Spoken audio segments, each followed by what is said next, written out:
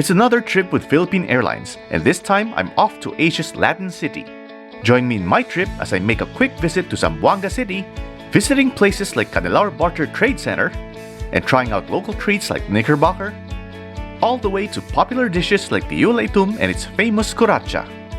All this right here on Airline Travel in Airports.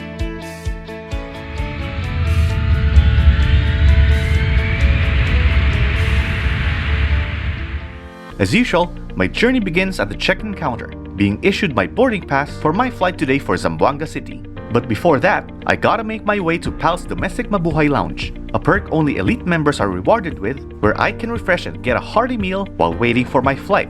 Unfortunately, the lounge doesn't allow payment for people to access this exclusive area and only cater to business class passengers and economy class travelers who have been loyal to the carrier and have reached the elite, premier elite, and million miler status. During the pandemic, the Mabuhay Lounge was suspended, and with the COVID rules now loosened up, it's good to see the buffet table filled with bountiful treats. And one thing I definitely missed, it's what PAL's Mabuhay Lounge is known for, their signature dish of chicken arroz caldo. More to the meals offered at the table, there's an overflowing selection of drinks you can find in one corner, ranging from coffee and tea to soda and fruit juices, and choices of local and international brands of beer. For those who wish to just have a few snacks and drinks while watching the news or live sports, there's another room available in one area of the lounge, which offers a bit more privacy compared to the dining area. Soon it was time to board my flight, and on this trip, our boarding process is different. We're taking the shuttle bus on a quick ride to our aircraft. And so into the shuttle bus I go, settling myself by the window, watching parked planes as we moved along. Shortly, the spectacular sight of our A320 aircraft appears, and all the more I got excited as our bus drew nearer.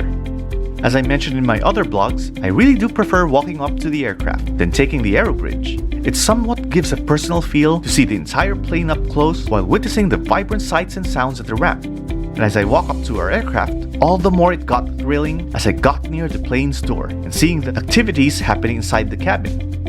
From being greeted by crew members and seeing all the seats from the front to the back, it simply gave an exciting feeling. I'm pretty sure by now you know where I usually sit, and once I found my favorite spot, I settled down quietly, unable to make up my mind if I should catch some sleep or savor the sights of what's around. And so the usual routine begins. Safety demo is performed by crew members, where at this time, our plane gets pushed back from the gate, moving away from the ramp towards the runway, and eventually taking off for Zamboanga City.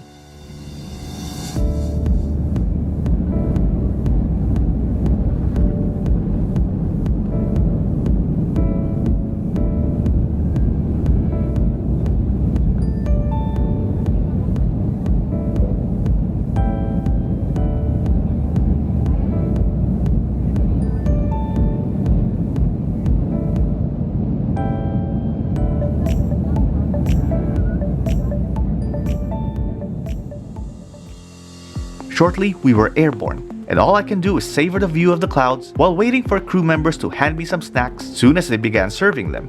And when they did, well, I just had to take out some of the stuff given to me by my friends working at the lounge.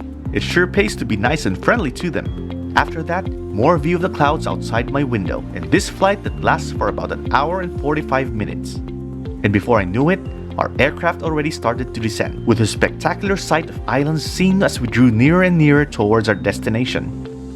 Crew members began preparing passengers for arrival, and in a matter of time, we were already landing into Zamboanga City.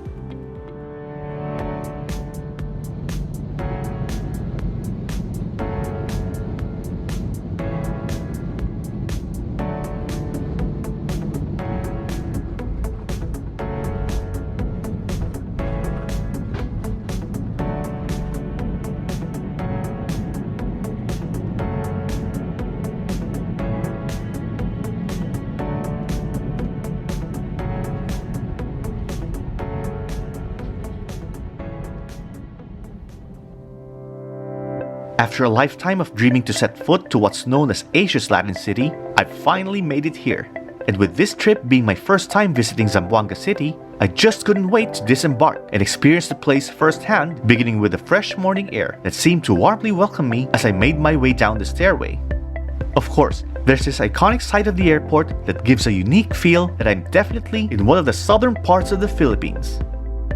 I've always longed to visit this place, and just by walking at the ramp into the airport terminal seems exhilarating yet surreal, and that's what I call the magic of travel.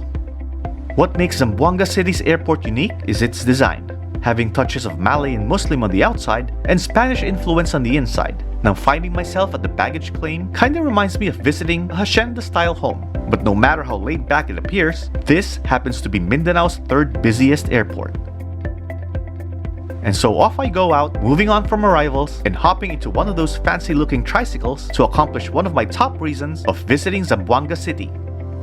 Everything here seems near, that it didn't take that long to get to this popular tourist spot. This is Kanilar Barter Trade Center. It's where you can find colorful batik and malongs and all those pasalubongs, ranging from noodles to canned goods to chocolates and other treats. Most products are from neighboring countries like Malaysia and Indonesia, I'd say, but let me tell you, your 1,000 peso bill here goes a long way. Open from 8 a.m. to 5 p.m., I'm pretty sure you're gonna spend a few hours bargaining while enjoying the sight of colorful merchandise.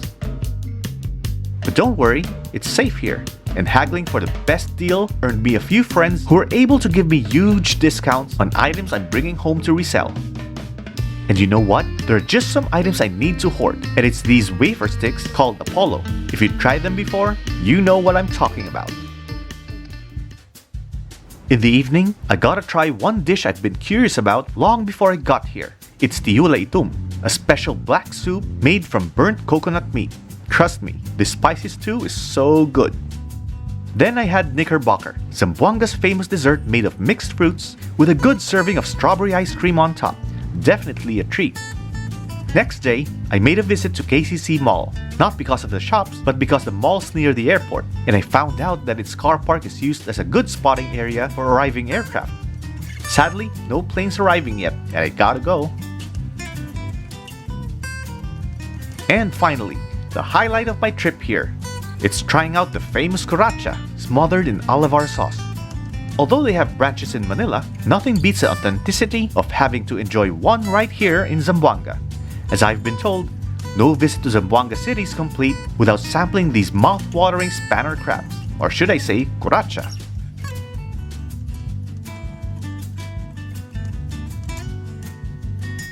Later that day, I found myself back at Kanilar, still haggling with a store attendant, Maymay, whom I made friends with and who I fondly call Miss Barter 2022. After that, it's meet and greet, seeing my subscribers Ronan, Antonio, and Andre in person, and handing them model planes as a giveaway for them to keep. After a few days of stay in Zamboanga, it was finally time to go, finding myself back at this iconic airport to catch my PAL Express flight back to Manila. It's a simple looking airport, nothing too fancy, but what I can tell you is that in my first visit here, I definitely had the grand time that I will be flying back to this place again. For airline travel and airports, this is Mitch Young. Thank you for watching. Okay, so it ain't done yet. Just to let you know what went on in my flight back to Manila. Well, it's the same uneventful flight aboard PAL Express's A320 aircraft. Flying time was about 1 hour and 40 minutes, and I just had to bring out my favorite snacks I got to go with my coffee. Nothing much happened on the way back, and it seemed we got to Manila faster than I expected. Greeting me is another fascinating view of parked planes at the ramp.